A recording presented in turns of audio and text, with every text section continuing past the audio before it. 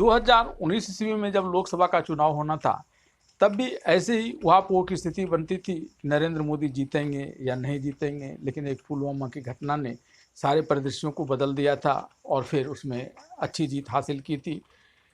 वह एक तात्कालिक कारण माना जा रहा था, लेकिन इस बार भी वैसा ही कोई तात्कालिक कारण होगा, इस बात की तो कोई गारंटी नहीं।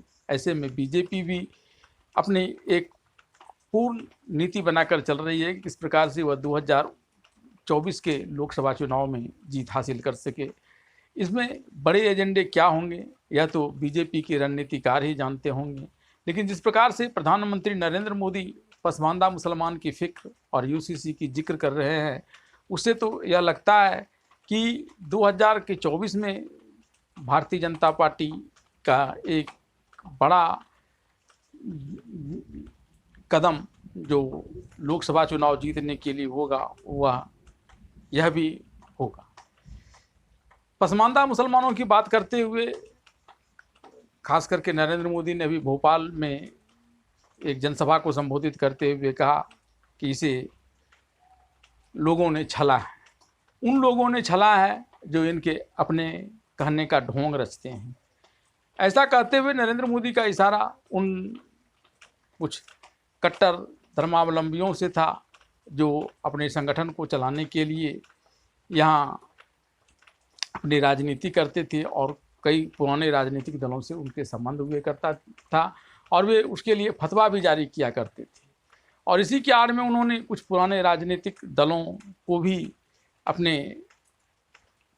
तरफ से साधने का प्रयास किया, जो जानबूझकर मुसलमान की बात करते हैं। उस पर कड़ी प्रहार करते हुए नरेंद्र मोदी ने कहा कि ये जानबूझ करके एक तरह से इन पसमानदा मुसलमानों को इन लोगों ने एक तरह से यह स्थिति बना करके रखी है कि ये उसके लिए अछूत हो गया है अपने ही समाज के लिए, और उसकी कोई देख सुन नहीं रहा था, सिर्फ मुसलमान की बातें हो रही थी। उन्होंने इस अवसर पर कहा कि सिर्फ वही एक ऐसे नेता हैं और भारतीय जनता पार्टी एकमात्र ऐसी पार्टी है जो मुसलमानों के लिए भी करती है। पसमानदा मुसलमानों के लिए भी प्रधानमंत्री आवास योजना के तहत आवास दी गई, नल जल योजना के तहत नल दिए गए, पानी पीने की व्यवस्था की गई और तमाम सुविधाएं दी गई, आगे भी दी जाएंगी। और दूसरे दल वाले ऐसे नहीं करते हैं। उन्होंने 3 तलाक का भी इस अवसर पर जिक्र किया और कहा कि लोग इसको महिला मुसलमानों से जोड़ते हैं और सिर्फ महिलाओं का मुद्दा मानते हैं, वोट बैंक की बात करते हैं। लेकिन यह मुद्दा वोट बैंक का मुद्दा भर ही नहीं है। एक तलाकशुदा औरत को लेकर के कई लोगों के अरमान जुड़े रहते हैं, जो अपनी बेटी का ब्याह करते हैं उनके अरमान जुड़े होते हैं।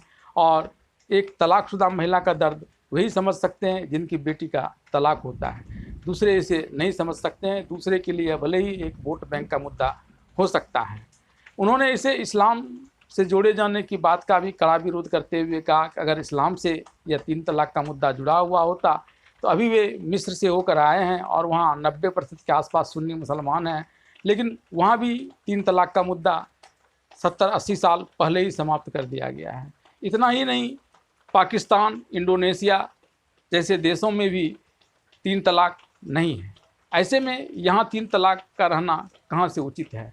पसमानदा मुसलमानों को लेकर और यहाँ पर यूसीसी की बात करते हुए प्रधानमंत्री नरेंद्र मोदी ने कहा कि अब ज़रा सोचिए, एक ही परिवार में एक परिवार के किसी सदस्य के साथ एक तरह का व्यवहार हो और दूसरे के साथ दूसरे तरह का व्यवहार, तो क्या यह परिवार चलेगा।